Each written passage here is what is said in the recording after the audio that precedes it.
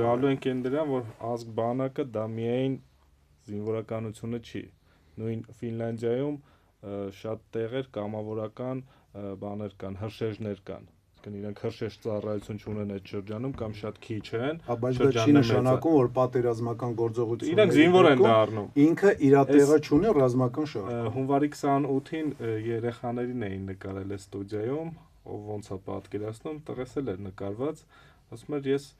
իմ համար իհարկե մի քիչ ցավոտ է, որ ասում ուզում եմ միլիցա դառնամ։ Ոստիկան եմ ուզում դառնամ, ասում բա որ հարցակվեմ բան, ասում այդ ժամանակ զինվորական շորերը կհագնեմ ու զինվոր կդառնամ, կեթամ կկռվեմ իրանց դեմ։ Ինքը 4.5 տարեկան հասակում արդեն պատրաստի ազգ բանակի, ասենք, իր արյան մեջ է երևի, դի չեմ կարաս։ Լավ, դες ամեն մեկս ձեզ կարճ դրան գամ ուրիշ անեկդոտ։ Ես վայթե ասել եմ, չէ, վայթե չէ, հաստատ ասել եմ։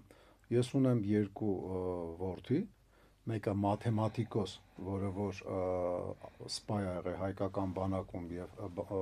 որպես դասակի հրամանատար, մյուսը ֆիզիկոս միջուկային, որը էլի սպայ ա եղել, ասենք, то есть ինչով ուզում եք քաղաքացիական կյանքում զբաղվեք, ձեռք բերեք մի հատ նորմալ ռազմական, ասենք, մասնագիտություն, եթե չեք ուզում, դուք համարում եք դուք ավելի ունակ եք, շարքային վիճակով մարտի դաշտում հայտնվեք։ Դիմեք զինկոմիսարիատներ, ձեր բարձրագույն կրթությունը հաշվի առնելով մի քիչ զբորեր եւ սպա կդառնաք։ Դա 3 առաջորը, չէ, այն մի առաջորը ինձ մի հատ զինկոմիսարիատի աշխատող ասեց, ասեց բախի այդ հարցը չես բարձրացնի։ Ես հիշում եմ, որ հավաքից հետո նամակ գրեցինք, որ ես սպաներ, մեզ բոլորիս մերժեցին։ Մի օր հաստատեցին, մենակ գումարտակի հրամանտար։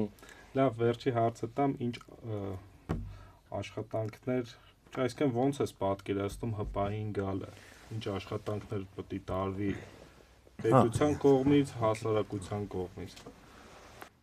Ընդհանուր sense բան կա, եթե sense մենք էվոլյուցիոն ճանապարհով գնանք, կամաց հասկանալով, գլխներիս անընդհատ ուտելով, այդ շատ երկար